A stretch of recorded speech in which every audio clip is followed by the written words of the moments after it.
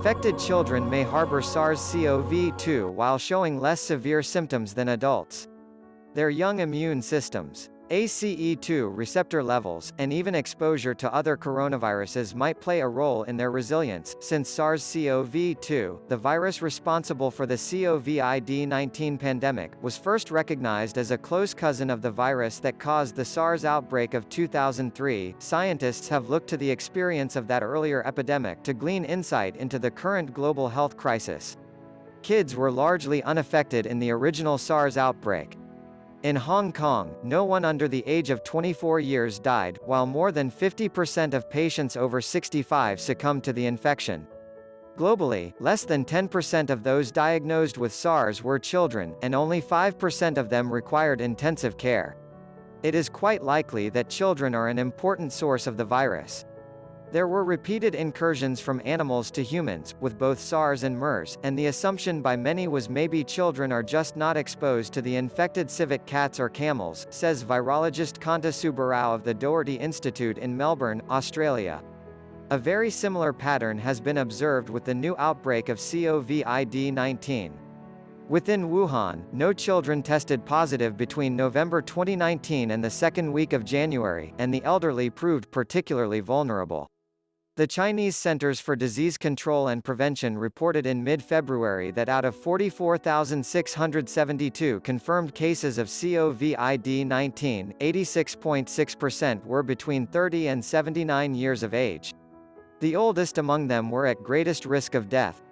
And in a study of 1,099 patients in China, just 0.9% of confirmed cases were under the age of 9, while only 1.2% were between 10 and 19 years old.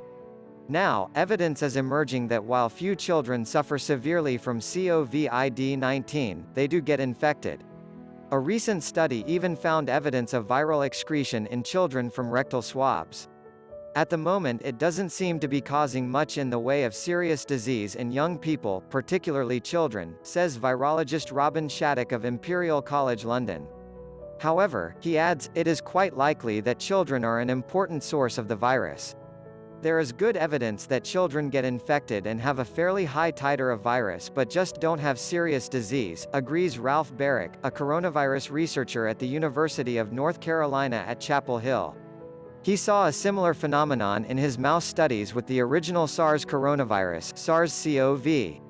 Although SARS-CoV can replicate fairly well, younger animals are really resistant to infection in terms of the disease, he says. When Barrick tested older animals, he says, the severity of SARS illnesses rose. In one experiment, 1/5 of mice infected with SARS aged 3 to 4 weeks died, whereas all of the mice 7 to 8 weeks old died.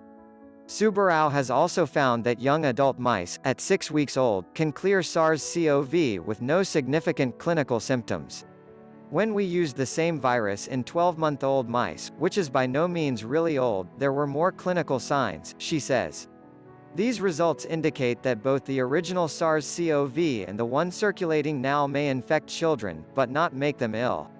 The animal data supports the idea that they are infected but do not develop disease, because our young mice have the same levels of virus as old mice but do not get sick, says Stanley Perlman, an immunologist at the University of Iowa. It is not a question of infection. The work on mice is now being supported by emerging epidemiological data. A preprint posted to medRxiv on March 4 analyzed 391 COVID-19 cases and 1,286 of their close contacts. The authors concluded that children are at a similar risk of infection as the general population, though less likely to have severe symptoms. An aging immune system. One explanation for the correlation between age and disease severity is that as humans' immune systems age, more cells become inactive. As you age, your immune system undergoes senescence and loses its capacity to respond as effectively or be regulated as effectively, says Barrick. It could be that the type of T cell that dominates early in life is better at repelling this virus. Another explanation, which Perlman favors, is tied to the aging lung environment. In order for individuals not to easily develop asthma or overreact to environmental irritants such as pollen or pollution, aged lungs counter the usual immune reaction with some tamping down of inflammation. As a result, says Perlman, the lungs do not respond quickly enough to a viral infection. For instance, when his group makes the lungs of older mice more like those of young mice by altering prostaglandins, compounds that respond to tissue injury, then the mice do well and they can clear the SARS infection and don't get sick, says Perlman.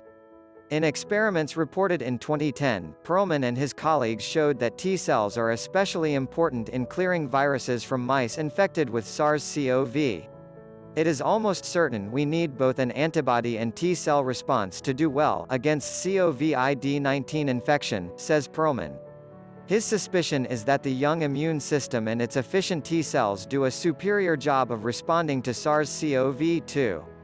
A 2010 study led by Subarao also stressed the importance of CD4+ helper T cells, which stimulate B cells to make antibodies against pathogens, in controlling SARS-CoV infection in mice. It could be that the type of T cell that dominates early in life is better at repelling this virus, says immunologist Kingston Mills of Trinity College Dublin. He also proposes that young children's higher production of a type of T cell called Th2 might guard against runaway inflammatory responses to SARS-CoV-2. Perlman doesn't support the proposed role of a bias toward Th2 cells in the case of this viral infection, but he does agree that an immune overreaction is problematic. The innate response is delayed in the elderly, so ends up playing catch-up and is exuberant, Perlman writes in an email to the scientist. SARS-CoV and SARS-CoV-2 both use the same keyhole to enter cells, the ACE2 receptor. There's an abundance of this receptor in cells in the lower lung, which may explain the high incidence of pneumonia and bronchitis in those with severe COVID-19 infection. A recent study showed that ACE2 is also highly expressed in the mouth and tongue, granting the virus easy access to a new host. ACE2 receptor abundance goes down in the elderly in all these tissues, but, counterintuitively, this might place them at a greater risk of severe illness. This is because the ACE2 enzyme is an important regulator of the immune response, especially inflammation. It protects mice against acute lung injury triggered by sepsis. And a 2014 study found that the ACE2 enzyme offers protection against lethal avian influenza. Some patients with better outcomes had higher levels of the protein in their sera, and turning off the gene for ACE2 led to severe lung damage in mice infected with H5N1, while treating mice with human ACE2 dampened lung injury. A fall in ACE2 activity in the elderly is partly to blame for humans' poorer ability to put the brakes on our inflammatory response as we age, according to emailed comments from Hongpeng Jia of Johns Hopkins Medicine. Reduced abundance of ACE2 receptors in older adults could leave them less able to cope with SARS-CoV-2, says Barrick, though the hypothesis still needs more research. Exposure to other coronaviruses. There are 4 other coronaviruses that infect humans, with symptoms typical of a common cold. These viruses are common in children. We don't know which of them, if any, might provide some cross-immunity, says Subarao. It could be that immunity to viral proteins, obtained from circulating common cold viruses, moderates the course of COVID-19. So that's all for now. Thank you for watching. Please like and subscribe to our YouTube channel for more latest videos.